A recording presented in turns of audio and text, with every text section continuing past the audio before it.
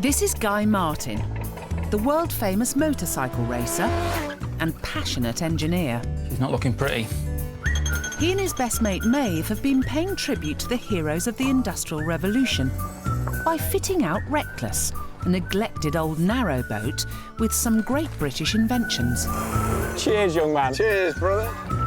This is the last leg of their quest, and Guy and Maeve want to reveal the finished boat and its Victorian-inspired additions to the world. They plan to organise a grand celebration, Show them off. laying on entertainment that dates back to the Industrial Revolution. Feel easy to it. Trying to make some 19th century party food. There's a smoke coming off that. Yeah. And battling the elements to take a photograph with a 150-year-old camera. Pull your finger out, boy, I'm knithered.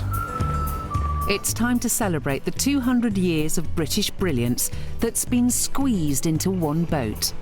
The boat that Guy built. Welcome to the final week. A severe cold snap has brought Guy and Maeve to the River Trent in Nottinghamshire. Because this is one of the few pieces of unfrozen water left in the country. Reckless is going a treat, isn't it? End of the adventure. Although when the temperature is -15, sooner or later you're bound to find ice. Is that frozen? This could all end in tears. Brace yourself. Oh, Listen to that. Listen to that. That is ace. We've definitely slowed. We've lost momentum. I feel like an explorer. Harsh Victorian winters would often freeze the canals, so icebreaker narrowboats with double-thickness hulls were built to clear the way. 18 tons of narrowboats against a bit of ice. There's only going to be one winner, isn't there? Only one winner there. Hey? Look how thick the ice is. 3/4 thick, that. See that? Look how thick it is.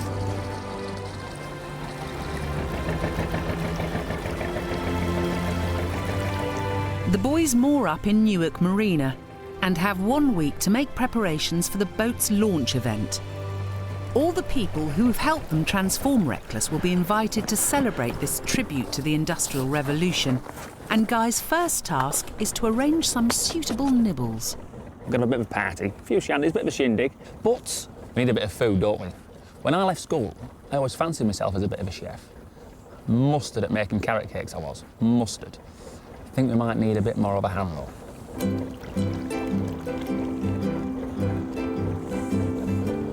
Very fetching, Mavis, very fetching. Look at that. Right, Sorted. where do you want us, boss? You wash your hands, yeah? The lads have enlisted the help of food archaeologist Alan Coxon to show them how to make the definitive 19th century fancy food. Well, that was 225. Yeah. A Victoria sponge cake. You've got the marge. There you go. Right, how much do I Marge. want of that? You want 225 grams. Again, 225 grams. It's all right. Oh, we're about there somewhere. Yeah? No? Oh, I can only play it there. Yeah, they come in bars of 225. Oh, look at that. That's quite big. That goes into that bowl there Nice. with the whisk. It was Queen Victoria's favourite snack and came to prominence in the 1860s while she was mourning the loss of her husband, Albert. It was her comfort food. You don't do much baking then? No. No. None. No. I've only just put a kitchen in, and that's took 10 years. Our novice chef soon learned that Victorian cooking demanded an awful lot of elbow grease. Right, where do we go from here, Alan? Okay, Because right. I reckon I'm quite satisfied with that. What do you You're think? happy with that? Right then. Now, this is where the work comes in. Go on. Right? Because back then you didn't have the machinery. And even when the machinery did come in later on in the Victorian period, it was hugely expensive. Of course. One machine, electric machine, would actually cost probably a month's salary. So it's all done with elbow grease. You're going to take your whisk and you're going to beat that until it's white and creamy. The better the whisking, the more air is trapped in the mixture to make the cakes light. It's all new territory for the lads, who struggled to make beans on toast. Hey up, Chief, in the bucket, boy, in the bucket, not on the floor. Just carry on and concentrate what you're doing, boy. This is the most important. If you try and cut corners on this, guys, then it's not going to work. So, Alan, The time of these here Victoria sponges. Yeah. At the time, you know, a load of new food was coming into England at this sort of time. You know, like the curries and what have you. Absolutely, yeah, the curry's a perfect example. That was one of Queen Victoria's favourites. Really? She had a curry every Do you Friday think she'd be a night. jail Fraser every Friday night? Every Friday, apparently. She had a curry. Hey, we like her, don't we? She loved Take her out for a curries. curry. What do you reckon, Alan? That is nearly there, mate, nearly there. Nearly there. Yeah, absolutely. Come on, mate, I know, I'm keep going. slacking. The Victoria sponge was a staple of a new phenomenon called afternoon tea. Squash it on here. As ladies tried to squeeze into their fashionable corsets, it became necessary to have much smaller lunches. Gently, OK, put it all in at once. Oh, right, sorry, boss. But as a result, people soon found they started flagging around mid-afternoon. These are working man's hands, Chief. And I've got a blister making cakes. So one of Queen Victoria's ladies-in-waiting invented afternoon tea. A nice brew and a slice of cake to act as a sort of pick-me-up. And Queen Victoria got a hold of it and she started to participate, enjoyed the Victoria sponge, not forgetting that the oven's been invented, the baking powder's been invented, Yeah. flour has become finer because of our methods of better production, and all those things came together to make baking very popular. With the mixture scooped into the cake tins, all the boys have to do now is bake their cakes. Hey, This man's done it before. Hey. And about 20 minutes later, they find out whose is best. Now be careful because it might not be done. Same as I say, you've got to be very careful. Right, mate. Done a secret service. Ah, it's looking good. It's looking good. Magical. Maeve's looks a good effort. Has Guy made perfect party food too? Oh, heck. OK, close the door quickly. Lots of pigs here, that. Hey! Well, I wish I'd not seen that. Where's the dog? We're just going to give it to the dog. Don't you feed that to the I dog? won't even put a dog She'd through be that. ill. Yeah, I won't put a dog through. After a few more minutes in the oven, Don't laugh. Not laughing.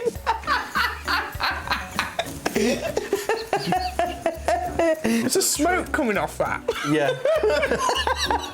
it's safe to say Maeve's looks better than Guy's. We'll adding the classic Victoria sponge fillings of jam and cream make the end-of-journey banquet one to remember. From the centre, and then leave half an inch gap around the outside. That's it, good. A bit more. I'm impressed, young man. They threw me out of economics, Chief. What was they thinking? And, Who's the one laughing now, maybe? Exactly. Who's the one laughing now? Let's taste it. Right, go on. Give us a slice and let's go for Right. it. What are you reckoning? Down the middle. Down the middle, and then half it again.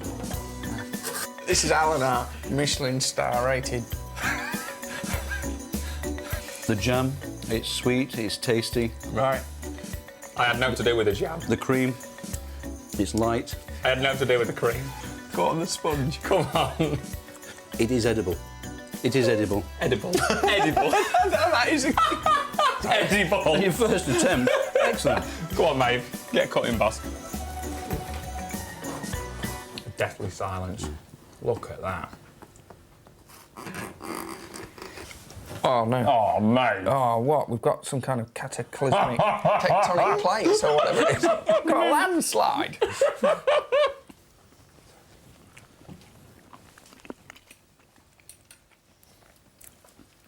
That's good. Yeah?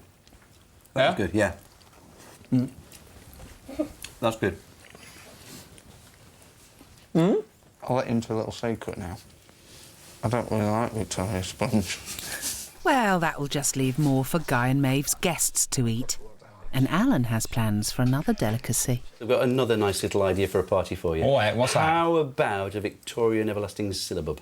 Syllabub. Syllabub, yeah. What's a syllabub? Well, I'll tell you about that later, but what I do actually need for it is some milk, fresh from a cow.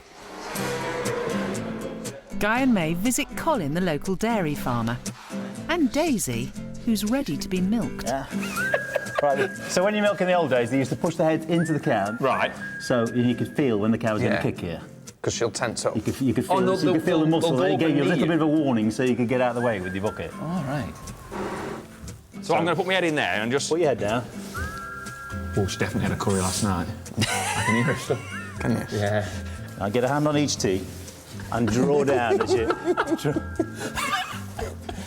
You're right, Daisy. I'm sorry about this, love. In the 1800s, an individual would milk 20 cows twice a day, creating 1,700 pints of milk. Stumped him. There's no spanners attached to it. I'm glad I had my coffee black, actually. That's better. Watch it, Chief, watch it. But at all times, keep your bucket, because that's your livelihood. In the early days of the canals, narrowboatmen had a reputation for illicit milking. Because the times are hard, you can get a lot of money for steering your narrowboat. Sorry, Sue. See what we do? They go into the fields at night and nick the milk out of the cows. Then you're a bit quicker than I was. I don't think so.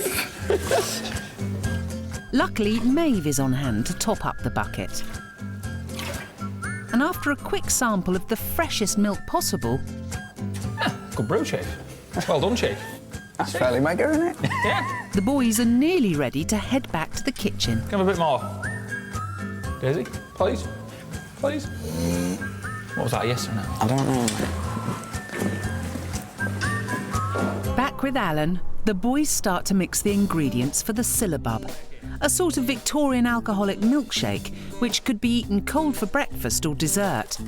It contains sugar, lemon zest, half a cup of cider and brandy, and nutmeg. Victorians enjoyed nutmeg. The Victorian ladies apparently used to have a nutmeg in a little silver clasp and like on a chain, and they used to wear it around the neck. Apparently, it used to ward off evil spirits. Ward off evil. We're learning something here, eh? The milk is added in the traditional style, as if it was coming straight from the cow for maximum froth. How hard do you reckon an udder is? About there, maybe. About there. About there. Hang on, mate. There you go. We're going to get some splashing on. Gently, gently, gently.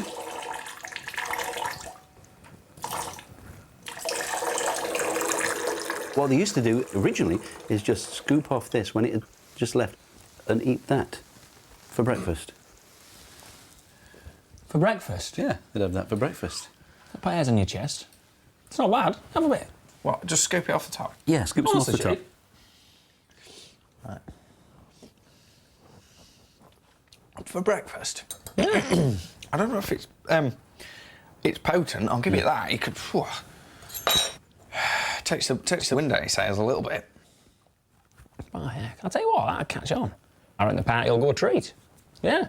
Looking forward to it, boss. Thank you very much. You're welcome. Yeah. Enjoy. The Reckless relaunch will also need some entertainment, so next up for Guy and Maeve is finding a suitably traditional British game. What we need is something Henry VIII's archers used to have a go at. Used to use for a bit of practice. Darts. In fact, there's an historic form of the game that is unique to the famous old Industrial Revolution cotton town of Manchester. It's called log end darts. Guy and Maeve track down a local ladies' team who still play this old-fashioned game. We have a saying back there, I'm not shy, try it. Go on, just get going. Don't be shy, don't be shy. Go on, where do you want it? Stand in the middle there. Right there, Now yeah. get you down like that and look at a number, what you want to throw for. I want to go for 20. 20, Well, I want throw 20. for 20s then. Right, anywhere in that 20. What about the ring up? What about the ring up? It's a bloody board. Honestly, I'm used to it. Oh, man overboard. The board is much smaller than usual, has no trebles, and is made from a slice of elm tree. Why is it wet? Why is it wet? Because if it dries, it'll just split. Beer was a lot less contaminated than Victorian water, so a trip to the pub could be said to have been good for your health. Pub games like this became increasingly popular. The boys accept the challenge of a doubles match versus Lil and Barbara. We're playing the league champions, mate. Oh, wait. We won the league last year. 73. Well done, lad. Right, Chief, keep him in the board this time. 28 plus 8. 28 plus 8. 36. I can't add up unless I've got my tape measure in my hand. The log end dartboard was often made by Victorian carpenters, looking for an easy way of settling their bar bills. Bev, they only need 6, we need over 100. Go for it, never say that. Just keep... Never, oh, absolutely, never say that. You never know, Chief. You'll easy do it. With less than 50 boards left in existence, these ladies are maintaining a proud link to Manchester's past. It looks like the ladies have won, but Log End Darts has never had a standard set of rules. And a quirk in the complicated scoring system of this league means the lads can still win. If Maeve can just hit the 4. No pressure, Maeve, it's no pressure. No pressure. Bust. The boys lose. Well done, ladies. Well done. Hey, we're down at the wire, though. Hey, well done, love. Well done. Hey, could be worse. We didn't get smoked. No. A good time was had by all, so the boys transport one of the rare boards submerged in water to prevent it from splitting back to Reckless, ready to provide some old-fashioned fun at their end-of-week event.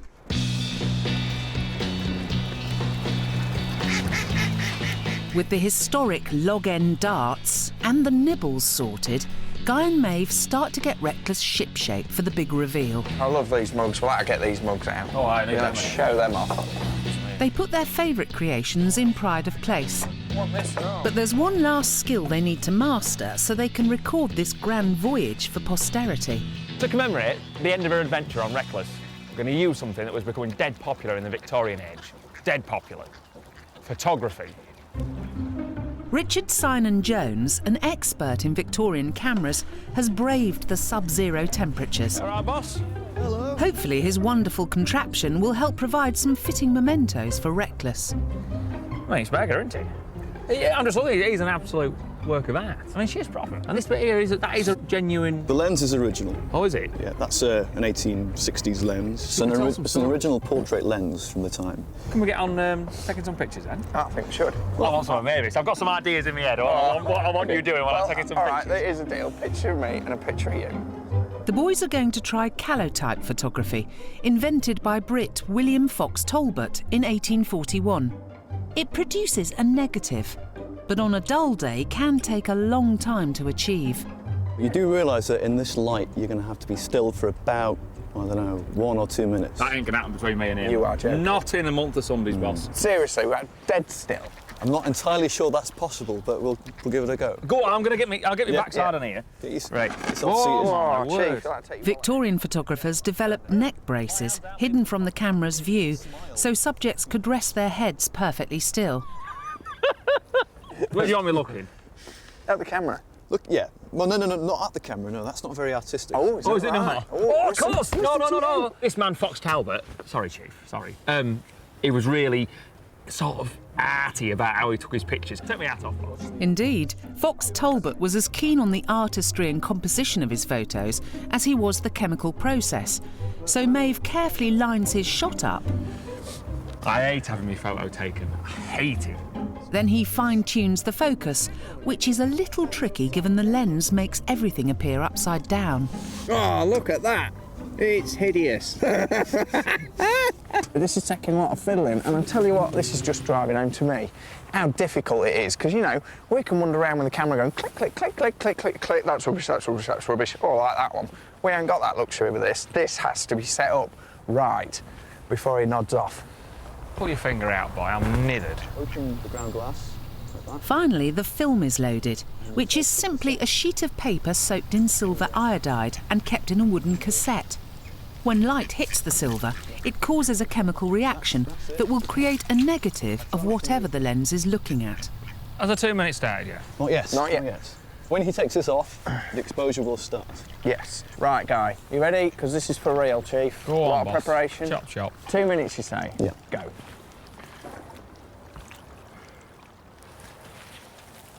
Oh, listen to that silence. Peace and quiet. 6, 5, 4, 3, 2, 1. Well done, boy. Well done, Chief. Thank you very much. I'm gonna find a cup of tea.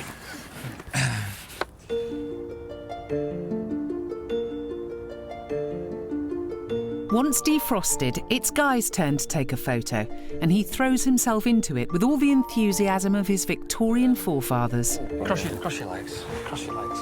In the 1860s, London's Regent Street alone had an amazing 42 photography shops. All right, Richard, what do you reckon? Oh, I want to up close, I reckon. Someone, you know, like you'd see on like a Greek statue or something like that.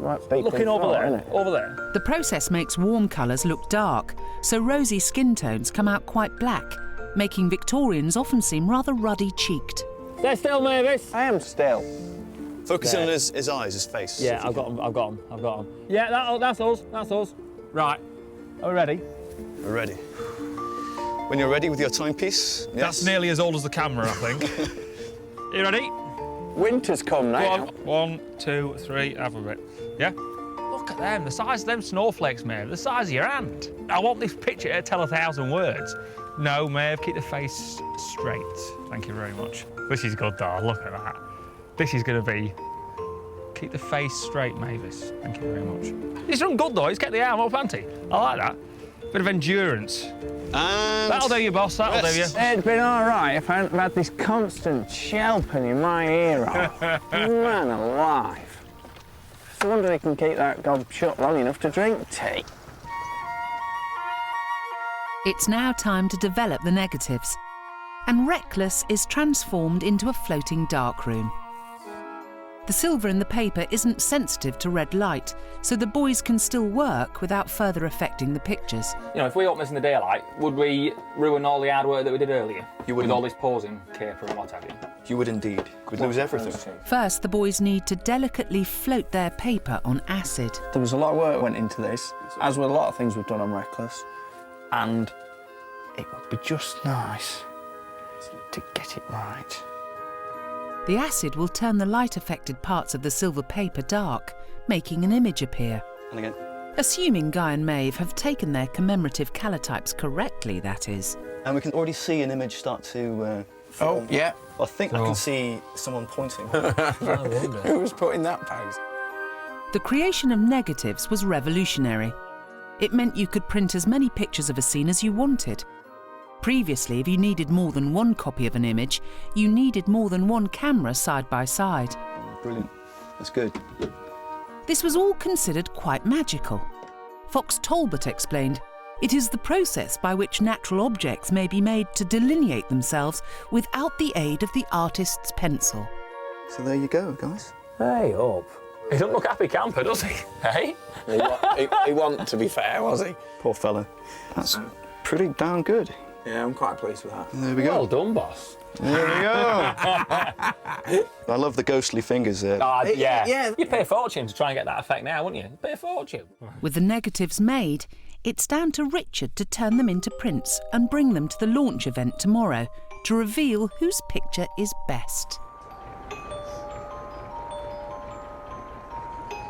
It's the day of Reckless's official launch, but yet more snow and ice overnight has meant closed roads and people being advised to stay at home. Oh, these here Victorians are right into the garden parties. Not in 6 foot of snow, though. No, mate, no. It's uncertain whether anyone will be able to make it, but Maeve lights a beacon to let the world know Reckless is open for business. She's completely transformed from the unloved wreck that Guy and Maeve started out with a few weeks ago, and is now a fitting tribute to a time when Britain led the world. When we first set off on that boat and we were bashing into this and bashing into that, I just thought, mega. This is going to be a trip of a lifetime. Oh, all the inventors learning about it all and how important these steps were that those guys took then, and how it's still very current today. What they did puts us where we are today. All right, young man. By the 1900s, all of our superstar engineers, well, they'd all kicked the bucket. We had no one coming through. There was no funding being put into engineering education. And that was disappointing in a way. You know, other countries, they caught us up. But 150 years in the engineering limelight, not bad innings, was it? Not really. And this boat was a tribute to that. 150 years. Well done, boys. Is anyone going to turn up? I'm hoping so. I reckon our friends are a hardy bunch, like our Victorian predecessors, and I think they'll battle on through. And sure enough, Morning, Guy. Hey, up, boss. one at a time, All right. a handful of hardy souls make it for a look round Reckless. Let me put that down there. This way you're having your party then? Stan the bedmaker wants to see the mattress he helped Guy assemble. This is the boudoir. This is my bedroom. All right. So what do you reckon? Here she is. It fitted in. Oh, yeah, just. We made all the sheets in Arkwright's mill. It was mega. But you can see my stitching. I can see your stitching. Yeah, I've got a bit of work to do there. Colin helped Guy bake a traditional loaf and has got his eye on the log end darts. As a Lancashire lad, I think I am a little bit familiar with it. I think it's a Manchester dot boy. Hey, it doesn't have the trebles on it. I think we need to go, don't we? We do. Oh dear. It's what Henry VIII's archers used to use for practice. Hey up, Col. Well done, boss. Alan Chief. I've got Richard with me. Next to arrive is Richard the photographer, with Guy and Maeve's prints. Hey up. There you are. Come on, Chief. Check her out. My heck, eh? What do you think, Richard? What do you Well, I think? like the two, obviously. You know, they're both good compositions, I think. Oh, yeah. Definitely. But as far as an iconic image goes, I have to award the prize of best image, I think, to Maeve's image of Guy. So we're both a winner in a way, then. Are we both a winner in a way? We are a winner. Look at that, Kev. That's my son. Guy and Maeve's friend Kevin is rather taken by the soap made from animal fat. It's still got hairs in it. I know. You don't know where it's You don't know where it's been. While Rob, who showed Guy how to make an alarm clock for Reckless, makes a beeline for Maeve's cake. So what do you reckon, Rob? What's the verdict? You reckon? Oh, it's very nice. Yeah? Was that it? No, I think it's lovely. So what goes into Victoria sponge? Eggs. I rather like this knife. Oh, yeah, we made that in Sheffield. We made this. Yeah, we as made well? them in Sheffield. Wow, I could perhaps do with a chisel, I think. You cheeky blighter. Well, go on, Colin. Oh, you're quite right.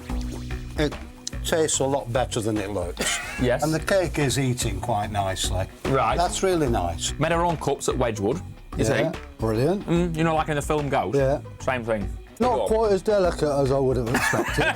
No, you wouldn't want to drop it on your foot, would you? They're a little bit on the chunky side. Yeah. You've got to have a taste of this. This is everlasting syllable. This, Chief, is potent. Oh, it's lovely. Yeah, that's what I said. Strangely warming, isn't it? Yeah. It's freezing cold. So, all that brandy. Despite the inclement conditions, the day's been a success. Thank you very much, Kev. And the boys' creations have been met with full approval by the guests. They're beautiful, aren't they? You're cleverer than you look, aren't you? Thank you very much. I think that's absolutely brilliant because it's the old skills that we're nowadays losing a lot of it. Everything's becoming mechanicalised. Which is right, yeah. Yeah. You lose the traditional skills if somebody doesn't keep doing it. Mm-hmm. Everything you've done's been interesting and you've obviously enjoyed it. Oh, haven't you? definitely. And thanks for the cake.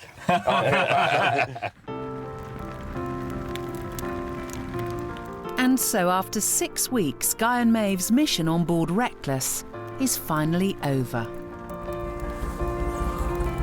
So, Maeve, we set out trying to squeeze 200 years of British excellence into the boat. You think we did it? Oh, yeah, it's been a fantastic journey. Yeah. Into the Victorian Industrial Revolution. What a discovery. We've learnt some stuff. It's been a pleasure to sail with you, Chief. Well done, Chief. Cheers. Cheers.